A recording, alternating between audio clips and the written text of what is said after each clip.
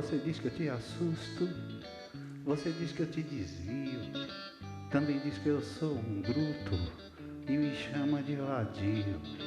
Você diz que eu te desprezo, que me comporto muito mal. Também diz que eu nunca rezo e ainda me chama de animal. Você não tem medo de mim? Não. Você não tem medo de mim? Não. Você tem medo é do amor que você guarda para mim. Você não tem medo de mim? Não tem. Você não tem medo de mim? Não tem. Você tem medo é de você. Você tem medo é de querer.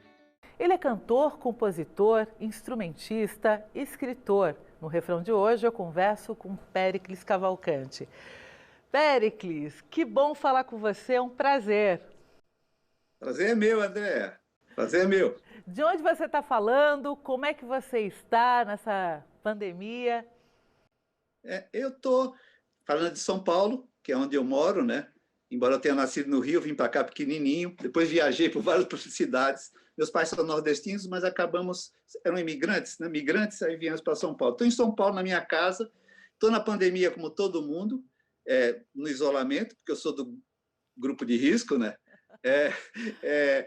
Só por isso eu faria, mesmo que não fosse, e só saio para ir ao supermercado, de máscara, como todo mundo, e em casa, vendo muito filme, enfim, lendo, compondo e fazendo lives, que eu adoro. Como é que um filósofo que estudou filosofia na Universidade de São Paulo acaba desistindo e indo para a música? Estava na alma? Sim, estava na alma. E, na verdade, música popular, na minha geração e mesmo no Brasil, sempre teve a ver com filosofia, né? O Noel tem uma música chamada Filosofia. Era estudante de medicina, mas tem uma música chamada Filosofia. E para mim, música popular sempre foi um ambiente lá em casa. Então, aquelas coisas, e até hoje eu uso a filosofia nas canções que eu faço, né? Que eu faço, tenho usado muito do que eu estudei na filosofia, e mesmo até explicitamente, como na canção que cita Heráclito, né? Eu canto a maneira índia, negra, grega, gregoriana. Eu canto a maneira de Heráclito, o fogo, o transe, a transmigração, o ser do rio. Nunca nos banhamos no mesmo rio. Então, é uma coisa só para mim. Até hoje é uma coisa só. Eu não sinto como fosse duas atividades diferentes. Agora me fala como é que foi esse teu período lá fora. Você foi morar em Paris, isso influenciado até mesmo pela filosofia, e acabou tendo já tinha, né, dois grandes amigos. Como é que foi esse encontro e como é que é essa amizade com Gil e Caetano? Olha, é uma amizade de muito tempo, de mais de 50 anos, né, desde 65, e foi um por acaso. Como eu disse, meus pais são nordestinos, minha mãe baiana, meu pai pernambucano, mas morou na Bahia, conheceu minha mãe na Bahia. E eu tinha um primo, que era mais velho, que vinha para São Paulo, e teve que vir em 64, quando teve o golpe militar, porque ele era líder estudantil, e ele veio, então, e passou um tempo lá em casa. Então, os amigos deles que vinham, quem ele conhecia da Bahia, vinham lá em casa para visitá-lo e conhecer a minha família. Foi assim que eu conheci o Caetano e o Gil, foi na minha casa que eu conheci. Gal também. O Gil chegou a ficar 2 semanas lá em casa hospedado, com a primeira mulher dele, né, a Belina, a querida Belina, que faleceu no ano passado, grávida já. Enquanto ele procurava uma casa para morar, eles ficaram lá em casa.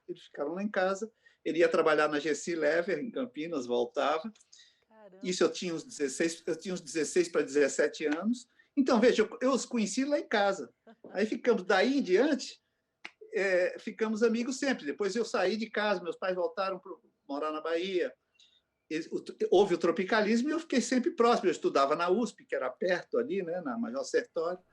Então, ficamos sempre próximos. Quando eu fui a Londres, eu os procurei. Nunca nos deixamos de falar e nunca nos deixamos de nos identificar e conversar sobre as coisas. mesmo quando estamos em estados separados. Como eu te disse, o Caetano já tinha gravado até comigo. Não só cantou algumas canções minhas, gravou, como gravou no meu primeiro álbum, no primeiro álbum, né, Canções, de 91. E faltava o Gil e a Gal fazerem isso, e eles fizeram isso no meu álbum do ano passado, Clássicos da Hora.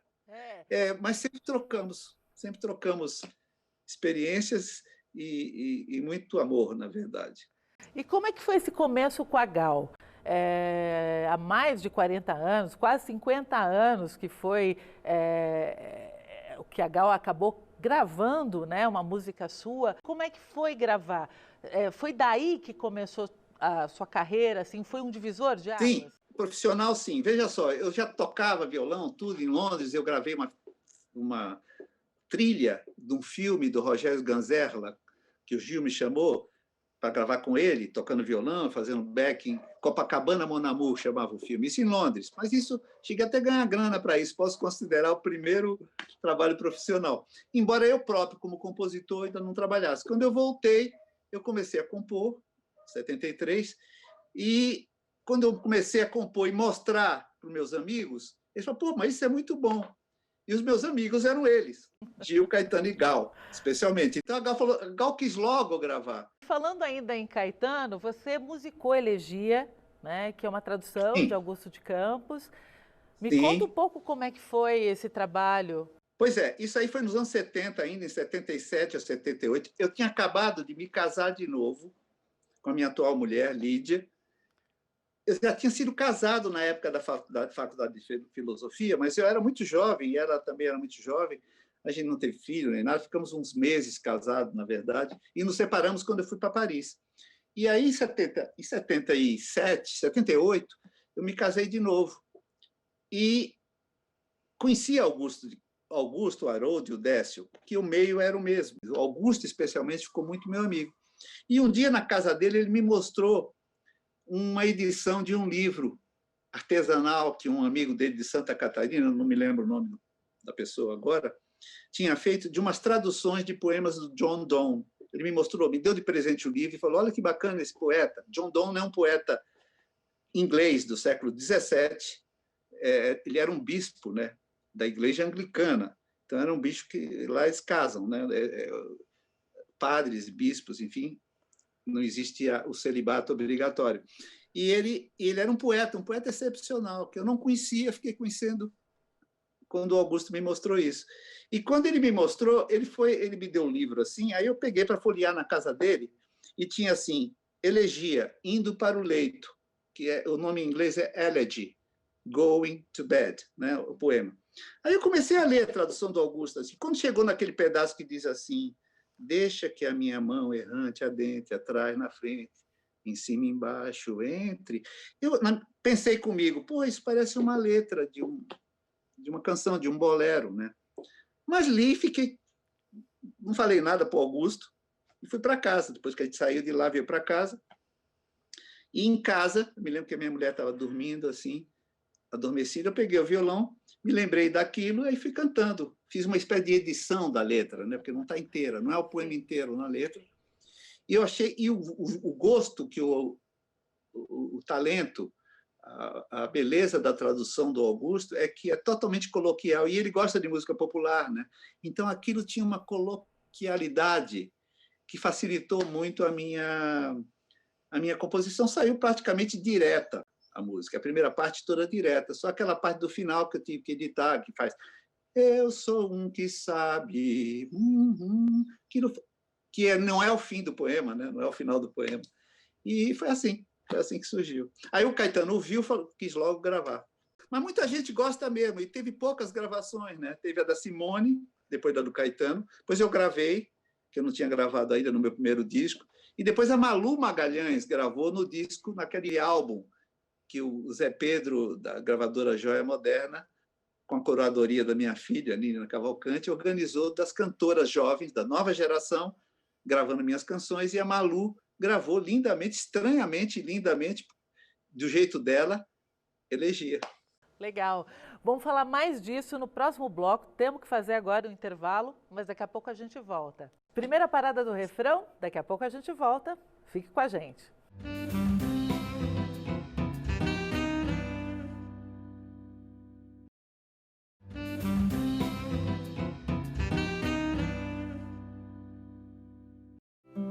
Vá se mande, junte tudo que você puder levar. Ande tudo que parece seu, é bom que agarre já. Seu filho feio e louco ficou só, chorando feito fogo à luz do sol. Os alquimistas já estão no corredor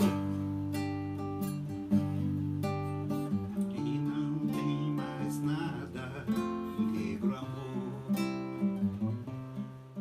De volta com o refrão, hoje eu converso com cantor, compositor, instrumentista, filósofo, Péricles Cavalcante. Péricles, vamos falar das mulheres da sua vida? Teve aí um número grande de cantoras que acabaram gravando suas músicas. Me fala um pouco dessas composições, se elas são por encomenda ou se são por inspiração.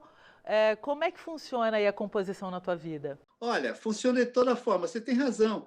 A maioria das gravações de minhas músicas, a grande maioria é feita por cantoras. É como se fosse a minha ânima, né? Usando aquele termo do Jung. Né? Para começar, Gal me lançou, e depois a maior intérprete é a Adriana Calcanhoto. Enfim, fora Cássia, Simone, Jussara, como eu já falei aqui, e as meninas do Mulheres de Péricles. Né? Poucos... Caetano, tem umas exceções. Caetano, Arrigo Barnabé, que gravou... Arnaldo Antunes, Gil gravou, mas no meu disco. Na verdade, muitas vezes é inspiração, que se é que existe alguma coisa como inspiração, eu digo, vem assim, out of the blue, né? Do nada, ou motivado por alguma coisa que eu vivi, como todo mundo diz, né? O que eu vi, muitas surgem assim. Algumas foram por, principalmente no caso de Adriana Calcanhoto, algumas foram por encomenda. Inclusive essa que eu falei que é o meu maior sucesso comercial, Medo de Amar número 3, foi uma encomenda da Adriana Calcanhoto, que eu acabei fazendo. Mas ela encomendou outros. Não que ela encomendou essa canção. Quando a gente se conheceu, houve uma identificação muito grande. Então, ela tinha gostado muito do disco Canções. Então, quando ela foi gravar o segundo disco dela, o Senhas, a Suzana de Moraes nos apresentou, que era minha amiga antes, depois tornou amiga dela também, e ela gostou muito do meu disco, do modo de fazer, do jeito que eu tinha feito e tudo, e já me chamou para para conversar sobre o disco, que ela ia fazer o primeiro disco autoral dela, porque o outra gravadora que tinha influenciado o primeiro, né? No repertório, ela queria fazer um disco com composições, tem até uma música dedicada a mim no disco Senhas, né? E eu indiquei músicos que tinham gravado comigo para tocar com ela, ficamos amigos. E a partir daí, todo disco, ou ela me encomenda alguma coisa, no caso do Senhas, fui eu que dei a ela uma música minha e do Arnaldo Antunes, que era meu vizinho na época, e é parceiro também em algumas composições. Em outros casos, como no caso do Medo de Amar número 3, ela queria uma música em desagravo. Na verdade, ela me pediu para eu fazer uma versão de uma música dos Rolling Stones, que eu não me lembro qual é agora, mas mais recente, porque ela gostava muito de Negro Amor. Né? Negro Amor é um grande hit, né?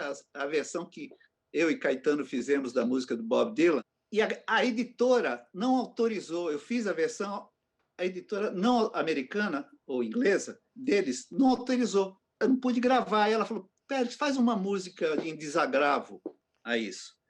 Aí eu tinha uma ideia de fazer uma canção sobre esse negócio de Você Não Tem Medo de Mim, né? Eu tinha só esse refrão de uma outra ideia. Você tem medo do amor que você guarda para mim, né? Você não tem medo de mim. Aí eu desenvolvi e fiz para ela. Quer dizer, foi a partir de uma... Mas não só essa. Ela já me pediu, por exemplo, nessa trilogia que ela fez do Mar, ela pediu para eu fazer uma canção recente, que ela só gravou agora, mas que ela tinha pedido desde o disco Marítimo. Ela tinha pedido, agora foi o Maré, né? Ela gravou no Maré. Príncipe das Marés, eu fiz porque ela falou que ela queria fazer um disco com temas marítimos. Aí me pediu para fazer uma canção, e eu fiz a canção sobre o surfista, né? Que é o Príncipe das Marés. Então, Eu gosto até. Aliás, todo mundo que faz música popular, eu já vi Chico falando disso, enfim, Caetano, outras pessoas, às vezes uma encomenda, um deadline para fazer alguma coisa, é bom, porque você se concentra naquilo, aquilo motiva, você já tem algumas ideias do que fazer que você não usou, você recicla, entendeu? É sempre útil. E muitas vezes não, a maioria das minhas canções não é feita por encomenda, eu fiz porque eu tive uma ideia, gostando, ou para mim mesmo gravar. Quando eu comecei a gravar, meu primeiro, em 91, mudou muito. Eu ia te perguntar sobre o seu primeiro álbum, por que foi tão tardio? Eu gravei logo, nos anos 70. Eu gravei porque o Guilherme Araújo, que era o empresário do Gil e do Caetano, e que também morava em Londres, meu amigo também, morreu já, né? Morreu muito cedo ele. Já tem tempo, uns 20 anos ou mais. Ele era empresário. Quando eu comecei a compor, e Gal gravou, ele também se entusiasmou pelas coisas, falou, você tem que gravar um disco. Aí me levou para o Rio, eu estava na Bahia nessa época, passava o verão lá, meus pais moravam lá também. Aí eu fui para o Rio e gravei um compacto. Só que esse primeiro disco, para mim, foi totalmente insatisfatório. Primeiro que eu não fiz nada, assim, fora as canções, que eram minhas, eu não trabalhei na ideia, no conceito do disco. Eu estava com a cabeça um pouco atrapalhada na época. Tinha sido abandonado por uma menina que eu era apaixonado e que me inspirou Quem Nasceu, por exemplo. A minha primeira canção gravada foi inspirada por ela. Mas aí, é claro, a paixão passa e fica a música, né? Claro. Mas eu estava um pouco confuso, porque eu estava mudando, foi uma mudança muito grande na minha vida, eu não me envolvi na gravação. Então, o disco saiu em 75, é um compacto simples, mas eu não trabalhei, eu não gosto muito do compacto. Até ouvi outro dia, achei um dos lados, achei que eu estava mal no disco, mas que o arranjo era bacana, do Perinho Albuquerque, enfim. Aí passou um tempo, eu voltei a morar em São Paulo e não pensava em gravar. Até que, no final dos anos 80, eu comecei a pensar nisso, e a Suzana de Moraes, com quem até morei nos anos... Ela e Duda Moraes, e Duda Machado, que eram casados, também meu amigo, letrista da Gal, moramos juntos, dividimos um apartamento no meio dos anos 70 no Rio. No final dos anos 80, começo dos 90, ela falou, Pérez, você tem que gravar um disco, você tem muita coisa. E, na verdade, como eu comecei como compositor, o fato de eu ter o maior número de canções, já tinha tido o Asdrubal, né, também, sim, e outras inéditas, me permitiu fazer uma escolha, já que um álbum são mais canções, eu me senti não só mais motivado para fazer o disco, fazer o álbum, como motivado no sentido que agora eu vou trabalhar, agora eu quero ver o álbum do jeito que eu quiser. Bom, a gente vai ter que fazer um intervalo, daqui a pouco a gente volta, okay, com esse nosso bate-papo, falando agora sobre o seu lado compositor de trilhas. Bom, mais uma parada do refrão, a gente volta daqui a pouco, fique com a gente.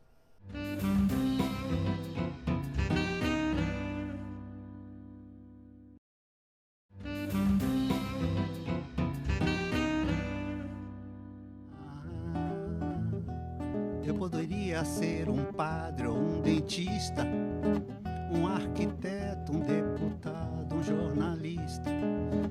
Eu poderia ser ator e me dar bem, ser um poeta e fazer versos como ninguém.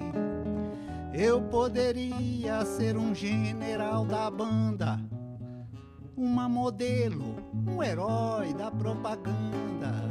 Eu poderia ser escravo do trabalho, ser um banqueiro, um estilista do baralho. E não há nenhuma outra hipótese que eu não considere mais. O que eu queria mesmo ser é a Cássia Eller. E não há nenhuma outra hipótese que eu não considere mais. O que eu queria mesmo ser. De volta com o refrão, hoje eu converso com o cantor, compositor, instrumentista, Péricles Cavalcante. Péricles, vamos falar sobre as trilhas. Como que é escrever e compor para trilhas é diferente? Então, depende. Eu vou dizer, no caso do Asdrubal trouxe o trombone, foi um convite da Regina Casé, de quem eu já era fã, e já nos conhecíamos do Rio de Janeiro, né? Desde o Trate Milião, enfim, das primeiras peças, Hamilton. Regina, eles iam fazer a peça aqui em São Paulo, e eu morava em São Paulo, isso em 82, e ela me chamou para fazer as canções, para fazer, elas queriam fazer o primeiro musical. Então, ali no caso do Asdrubal, eu compus canções. Eu não cheguei a fazer uma trilha no sentido... porque tinha uma banda que fazia a parte instrumental. Mas, nesse caso, foi como fazer uma canção sozinha, porque eu fiz algumas a partir dos textos do Hamilton, sugeridas por cenas, tipo Farol da Jamaica. Não existia a cena escrita, existia o nome. O Hamilton ainda não tinha bolado a cena. Farol da Jamaica. Aí eu pensei no Bob Marley, que tinha morrido há pouco tempo, e fiz o reggae. Acabou virando uma cena sobre a Jamaica, sobre o reggae, né? Eles cantando a música. Outras eu escrevi, duas eu fiz a partir de de textos do Hamilton, da peça, e as outras, acho que eu fiz 9, né? Duas, porque tem 2 do Hamilton só dele, 2 com o Hamilton e 7 eu fiz sozinho. Aí, no caso, são canções, é diferente. No caso de um filme, como o da Susana, que foi dos anos 90, Susana de Moraes, 1001, eu fiz também música instrumental. Há momentos que pede um tipo de música e aí você faz aquilo. No caso do Asdrubal, ou das coisas que eu fiz para a Oficina, para o Hamlet, por exemplo, que eu fiz a trilha da volta da Oficina, né? Para o teatro que eles estão até agora, para o musical, eu fiz as canções e depois fiz ainda a direção musical. Tinha uma banda, eu fiz uma direção musical. É um outro caso, diferente. Ou no caso do filme do Aguilar, que é Ana K., que ele fez há uns 3 anos atrás, José Roberto Aguilar, do pintor, eu fiz a trilha, incluindo músicas instrumentais também, porque cinema, às vezes, pede música só. E eu gosto muito, porque eu gosto de fazer... Por exemplo, se for me pedir para escolher assim, você prefere fazer só música ou só letra? Eu não sei fazer letra sozinho, por exemplo. Às vezes, quando eu faço uma letra sozinha, eu não acho que sai muito bom. Sai bom se eu fizer letra e música junto. Agora, música, eu sou capaz de fazer. Em músicas suas, você cita Kurt Cobain, e aí eu chego numa Cássia Eller. Como é que foi a história da música Eu Queria Ser Cássia Eller? Bom, então vamos lá contar. Eu fui a um show da Cássia Eller, em 97, do Rio de Janeiro, o show que ela cantava Cazuza, dirigido por Wally Salomão. E eu fiquei tão entusiasmado, já a conhecia de vista, assim, daqui de São Paulo, porque ela morava aqui antes, né? Em São Paulo, depois mudou para o Rio. Isso foi no Rio. E aí eu fui cumprimentá-la, depois falar com ela, que eu adoro, uma das coisas que eu mais gosto é ir ao camarim falar com meus colegas. Eu adoro isso. Aí eu fui e falei para ela o que eu pensei na hora me ocorreu falar para ela, pô, você é maravilhosa, se eu fosse um outro artista, eu queria ser você. Aí pensei, falei, ou melhor, vou fazer uma música, acho que eu vou fazer uma música chamada Eu Queria Ser Cássia Eller. Ela riu e ficou toda vermelhinha. Ela era muito tímida, a Cássia Eller. No palco era um vulcão, né? Mas assim, no contato ela era tímida, educada, enfim, ela ficou toda vermelhinha, deu risada. Mas a Lanlan, que tocava com ela, o Ali não estava nessa hora, contou para o Ali que eu tinha falado isso. Aí o Ali me ligou, dizendo assim, Périx, vai ter um disco ao vivo, precisa de música nova, o disco do show, você tem que fazer essa música, Eu Queria Ser Cássia Eller, que é uma ideia genial. Eu falei, pô, mas isso não é uma ideia, isso foi um elogio que eu fiz. Eu falei, por que eu vou falar? Como vai ser para ela cantar isso? Eu queria ser ela mesma. Quer dizer, eu jamais cantaria uma coisa, Eu Quero Ser Péricles Cavalcante, mesmo que eu fosse muito famoso. E ela... Mas, enfim, ele insistiu tanto que eu acabei fazendo.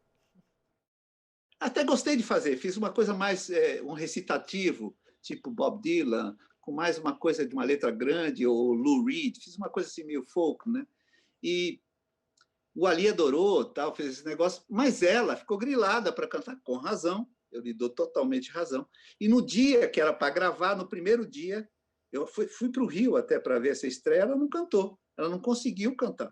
Eu vim embora, eu soube que ela cantou no segundo dia. Essa versão que tem, maravilhosa, Ela tocava bem guitarra. Cássia era um dos talentos musicais mais verdadeiros que existiam no Brasil, que já existiram no Brasil, tanto como cantora excepcional, como instrumentista. Então, ela gravou violão e guitarra lindo.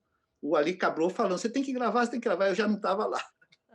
Mas ela era difícil, tanto que ela cantou pouco. E ela só ficou feliz mesmo quando eu gravei, porque daí era uma outra pessoa. Eu gravei alguns anos depois, em 89, dois anos depois, ou 3.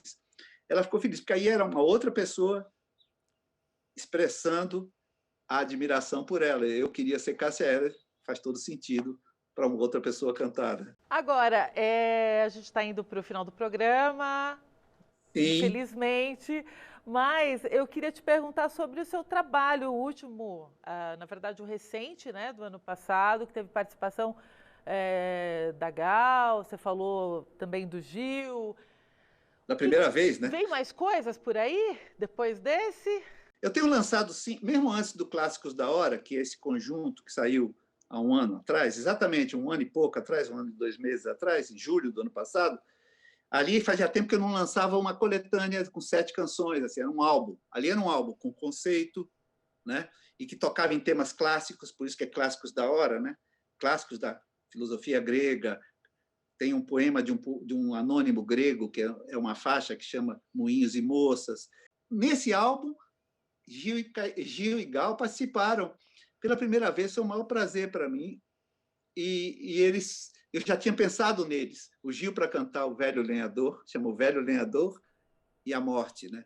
Por acaso, eu não fiz para isso, o Gil tinha passado um problema de saúde muito complicado, pouco antes. Lembrem-se disso, né? Ele teve sérios problemas de saúde, mas se recuperou total. Quando ele veio gravar comigo, ele já estava totalmente recuperado. E eu não fiz essa música para ele, mas eu achei que era bacana nós cantarmos isso juntos. E Gal nunca tinha gravado comigo, era uma canção sobre amor e música, eu chamei. E esse ano, na pandemia, eu já lancei 2 singles, um de uma canção reciclada, de uma canção antiga, e uma nova que chama-se Manifesto, que eu lancei agora, e está só das plataformas digitais, chama-se Manifesto, saiu agora há uns 20, 30 dias atrás. Maravilha. Péricles, olha, a filosofia continua em você. E eu te agradeço muito ao poeta, ao filósofo, ao grande compositor que você Obrigado. E pela entrevista aqui no Refrão. Muito obrigado, André. Foi um prazer falar com você e tomara que vocês tenham gostado. É isso aí. Bom, a gente fica por aqui, acompanhe nossa programação no site da TV Justiça e também no nosso canal no YouTube, TV Justiça Oficial. Semana que vem tem mais Refrão, claro que eu te espero, e você fica com um pouco mais de Péricles Cavalcante. Você não tem medo de mim, você tem medo de você, você tem medo de querer me amar. Me amar, me amar, me amar,